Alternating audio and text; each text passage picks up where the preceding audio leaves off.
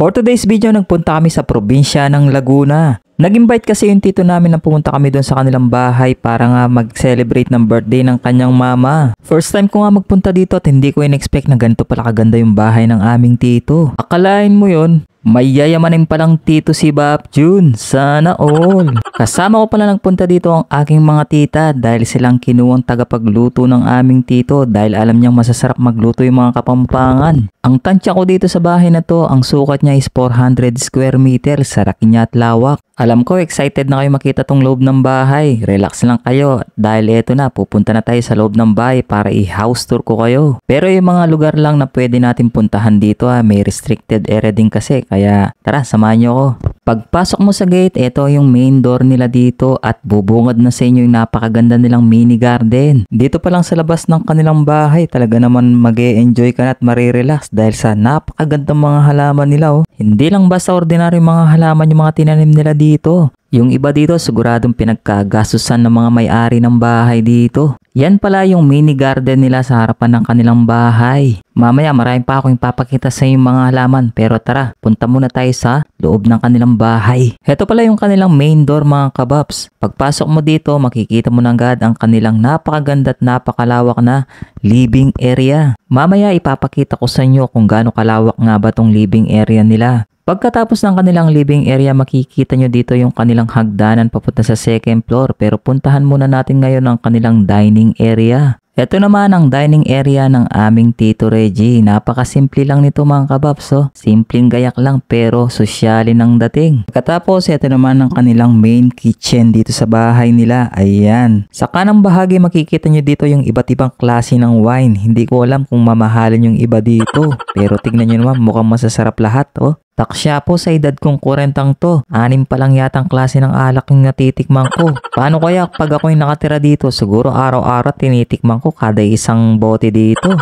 Kung mapapansin nyo, nakalabas lahat ng mga condiments at kagamitan dito sa kusina nila dahil nga may okasyon. Dito naman yung kanilang dirty kitchen. Ayan, sosyalin. May dirty kitchen talagang sosyalin. Sa amin, normal na kitchen na to. Balikan natin yung kanilang main kitchen dahil may nakita ako ditong mamahalin talaga. Ito yung refrigerator na pinapangarap ko. Pag kinatok mo to, iilaw tas makikita mo na yung nasa loob. Magkano kaya talaga yung ganitong klase ng ref? Sana all meron. Ito na pala yung ibang ulam na naluto ng aking mga tita. Basta't Kapampangan, manyaman magluto. Ang daming pagkain, di ba? Basta't ako, kakain lang dyan. Hindi ako magluluto, ha? Ito guys, mahilig pala sa painting ang Tito Reggie namin. Ito yung isang painting na nabili niya ng worth 150,000. Alam ko, nakaka-relate yung iba dito. Yung bayanihan. Ayan, paglilipat ng bahay, tulong-tulong yung mga kapitbahay at kabarangay. Alam niyo ba kung bakit may ganito yung tito ko? Kasi nga engineer siya, gumagawa siya ng mga bahay. Maganda nga yung kwento ng buhay nila. Dati ganun lang sila kahirap mga kababs. Ngayon, tignan niyo naman kung gaano kaganda yung kanilang buhay ngayon. Dito mga kababs, papakita ko sa inyo yung overview ng living area nila. Ganito rin yung pangarap kong living area, yung mataas yung ceiling. Ayan. Tapos tignan nyo naman yung kanilang sofa set dito, kahit 15 katao mga kababs, kakasya dito.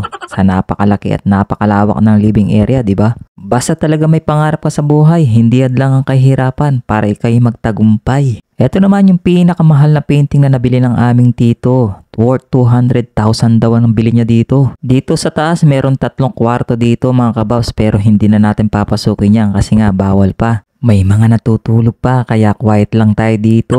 Sabi ko naman sa inyo, hindi mahilig sa painting yung tito ko ayan, di ko alam kung magkano naman bili niya dyan. Balik tayo dito sa living area nila mga kababs. Eto, meron din painting dito sa harapan ng taas ng kanilang flat screen TV. Pagkatapos, lalabas ulit tayo para makita naman yung ibang lugar dito sa labas ng kanilang bahay. Paglabas natin dito sa living area nila mga kababs, puntahan natin yung gilid ng bahay nila. Dito sa gilid may makikita kang daanan dito ng tao na punong-puno ng halaman. Hindi mahilig sa halaman yung mama ng aming tito. Hindi talaga siya mahilig mga kababs. Kusa daw tumubo dyan ng mga yan. Charot! Itong daanan dito mga kababs, konektado pala to sa likod ng bahay nila.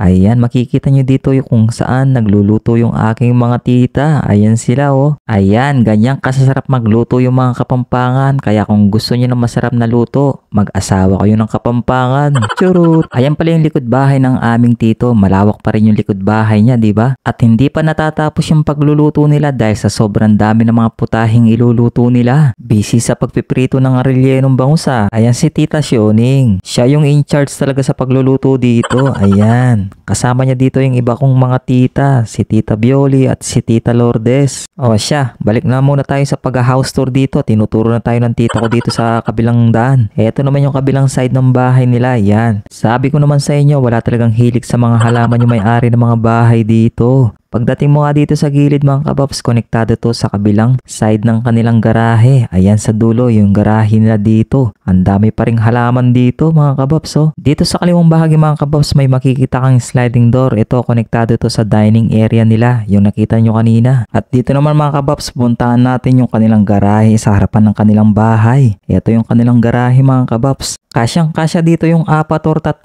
sasakyan mga kababs. Depende na lang sa laki ng bibilihin mong sasakyan. Katulad nitong mga sasakyan ng aking tito. Halos lahat bago to oh. Sana all merong mga ganito. Kaya kung may pangarap ka sa buhay at gusto mong maging marangyaang yung buhay, habang bata ka pa, habang may chance pa, magsumikap ka at mag-aral para makapagtapos at magkaroon ng ganitong klase ng buhay. Yung iba talagang swerte sa buhay. Yung iba naman talagang galing sa hirap, nagsumikap, eto at nagkaroon ng marangyang buhay. Kaya saludo kami sa aming Tito Reggie dahil nagsumikap siya at eto yung kinalabasan ng kanyang pagsusumikap, ang isang marangyang buhay. At yan na nga yung house tour natin sa kabuwang bahay ng aming Tito Reggie. At kung nagustuhan nyo ang ating house tour, pakifollow po yung aking page para lagi po kayong updated sa aking mga mini vlog. Maraming salamat!